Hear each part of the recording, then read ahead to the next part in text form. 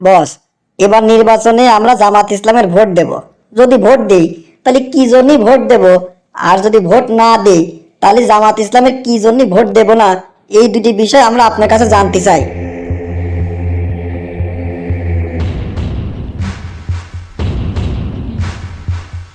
আসলে বস, প্রশ্নটা আমাদের সবারই। আমরা কি জন্য জামাত ইসলামের ভোট দেব আর ভোট না দিলে কি জন্য দেব না, এটা আমরা সবাই জানতে চাই। আপনি কি একটু কবেন বস? এতই যখন তোরে জানার ইচ্ছা, তাহলে ভোট দিবি কি জন্য সেইটা আগে শুনবি, নাকি ভোট দিবি না কি জন্য সেইটা আগে শুনবি? বস, জামাত ইসলামের কি জন্য ভোট দেব সেটা আগে কন। যদি সবার আগে একটা কারণ করতে চাই, সেই কারণটা হচ্ছে দেশের তো চাঁদাবাজ আর দুর্নীতি মুক্ত করতে হলে জামাত ইসলামের ভোট দেওয়ার কোনো বিকল্প নাই। জামাত ইসলামের লোকজন কোনো জায়গায় রাস্তাঘাটে চাঁদাবাজি টেন্টাবাজি করবি না নে। দুর্নীতি চুরি ডাকাতি এসব তো দূরের কথা, কোনো জায়গায় কি শুনেছি তো এই পর্যন্ত? টেম্পো স্ট্যান্ডে জামাত ইসলাম চাঁদা নাই, পান বাজারে জামাত ইসলাম চাঁদা নাই, মাছ বাজারে জামাত ইসলাম চাঁদা নাই। জামাত ইসলাম এসব জায়গায় চাঁদাবাজি করে না। জামাত ইসলাম কোনো জায়গায় চাঁদাবাজি করে না বলেই জামাত ইসলামের ভোট দিবি, বুঝেছিস? প্রত্যেক বছর বছর তো বাজেট ঘোষণা হয়, এটা তো জানিস। প্রত্যেক বিষয়ের উপরে একটা বাজেট ঘোষণা হয়। স্বাস্থ্য খাতে একরকম, শিক্ষা খাতে একরকম, এটা তো বুঝিসই তোরা। ধর শিক্ষা খাতে একটা বাজেট করা হলো, সেই বাজেটের টাকা ব্যয় করার পরে যেই টাকা বাঁচি থাকবি সেই টাকা ফেরত দেশে, এরকম কোনো নজির এই পর্যন্ত পাইছিস? পাইস নাই। এইরকম নজির কিন্তু জামাত ইসলামের ভিতরে আছে। তোরা যদি বাজেটের টাকা বাঁচে যায় সেটা যদি ফেরত চাস, তাহলে পরে জামাত ইসলামের ভোট দিতে হবে। কারণ রাজস্বের টাকা ফেরত দেওয়ার নজির একমাত্র জামাত ইসলামেরই আছে। বর্তমানে আমাদের দেশে অর্থনৈতিক অবস্থা কিন্তু খুব একটা ভালো না। শোন, অর্থনৈতিক অবস্থা যদি স্বাভাবিক রাখতে চাস, তাহলে জামাত ইসলামের ভোট দেওয়ার কোনো বিকল্প পাবি না। জামাত ইসলাম ক্ষমতায় গেলি বিভিন্ন জায়গায় ভুয়া মার্কা বাজেট করে টাকা পয়সা অপচয় করবে না নে। এই দিক থেকে তোরা নিশ্চিন্ত থাকতে পারিস। যেই খাতে যতটুকু টাকা ব্যয় করার দরকার সেই খাতে ততটুকু টাকা ব্যয় করবি জামাত ইসলাম।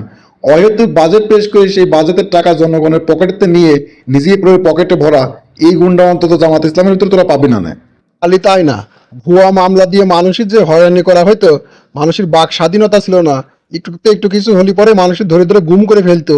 এই সমস্যাতে তোরা যদি বাঁচতে চাস, তাহলে জামাত ইসলামের ভোট দিয়া ছাড়া কোনো উপায় কিন্তু তোরে নাই। কিরে, কি বুঝলি? সবই তো বুঝলাম বস। এইবার কোন তো, যদি ভোট না দেই তাহলে কি কি কারণে ভোট দেব না? এ পাগল, এটা তো আরো সহজ। তোরা যদি দেশের টাকা পয়সা লুটপাট করে খাতি চাস, দেশের অর্থনৈতিকভাবে পঙ্গু করে দিতে চাস, দেশে চুরি ডাকাতি ছিনতাই রাহাজানি বাড়া দিতে চাস, তাহলে তোরা ভোট দিস নে।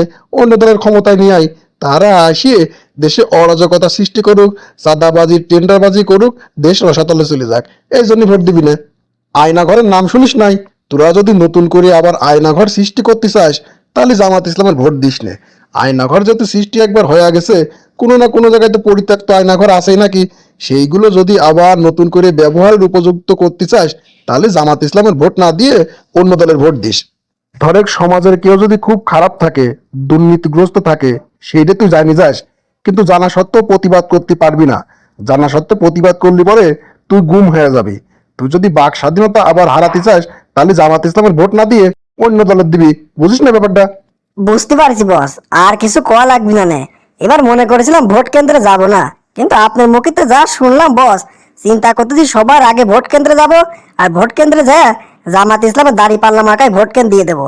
দেশ রছাতলে যাক, এমন কোনো কাজ করা যাবে না।